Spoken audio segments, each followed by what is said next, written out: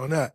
He also said this year we had a major blowout in December. He's such a unique person. There's things he's done that I can never forgive him for, and yet I will do anything for him. When you spend 14 years with someone, when you've had the runs that we've had, playing the role that I've had to play and being who I've had to be, some things like that are going to happen, where he's like, yo, there's some things he's done that I can never forgive him for. I think I have an idea what some of those things are. But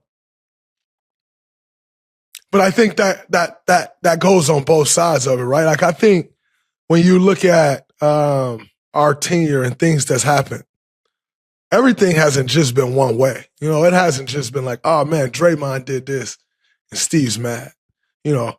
I think for myself, there's things that he's done or said that I could never get past, right? Like, I won't get into those things because I think it's unnecessary. And yet I sit on this podcast daily and speak about his greatness, speak about how much I don't have interest in playing for another coach outside of Steve Kerr, speak about how important he's been to the makeup, to the build of what we've become. How important he's been in keeping it all together. You think of last year, how he always know the right thing to say. Those things don't change for me. I think when I take a step back and I look at my career, I definitely have some gripes about him over the course of his coaching tenure that I'll never be able to move past. But I think that's probably with any relationship. And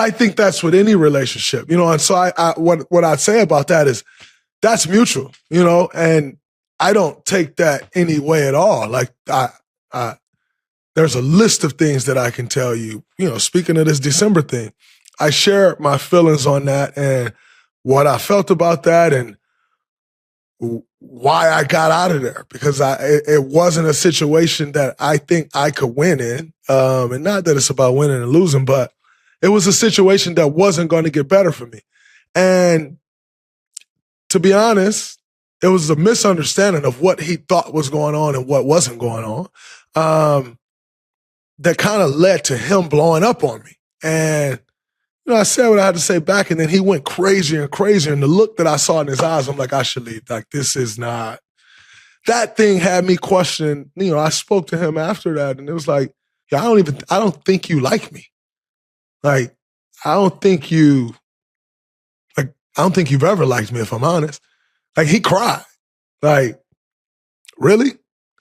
And so, in saying that, like, I think that thing goes both ways.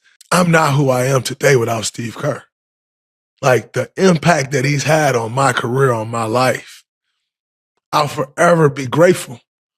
One thing I was telling him, like, that I've learned from him, his patience is crazy. And it's small things that I watch that he didn't even know I watched. Like, I watched him for years. We get into a hotel at 3:00 in the morning. He's the first person off the bus, right? Like, he's in front of the bus. He grabs his key. And he's the first person at the elevator. He hits the elevator, and players walk up, this guy steps to the side and let everybody go. It's just that he always knows the right thing to do.